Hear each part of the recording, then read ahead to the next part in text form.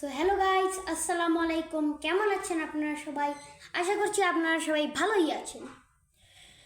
So আজকে আমরা জানতে চলেছি অ্যাবস্ট্রাক্ট নাউন এবং কনক্রিট নাউন কাকে বলে। এর আগের পর্বে আপনারা দেখেছিলেন যে নাউন কাকে বলে এবং নাউন কত প্রকার এবং কি কি। সো আজকে আমরা জানতে চলেছি অ্যাবস্ট্রাক্ট নাউন কাকে বলে এবং কনক্রিট নাউন কাকে বলে। তো প্রথমেই ধরি আমরা অ্যাবস্ট্রাক্ট নাউন গুণবাচক নাম।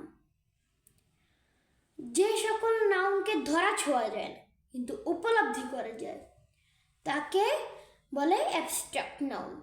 যেমন childhood, boyhood, beauty, studentship etc. তারপর আমরা সেই কনক্রিট নাউন যে সকল নাউনের অস্তিত্ব আছে, অর্থাৎ যে সকল নাউনকে ধরা ছোঁয়া যায় তাকে কনক্রিট নাউন বলে। সো গাইস, আজকের জন্য এতটুকুই। Take care, by.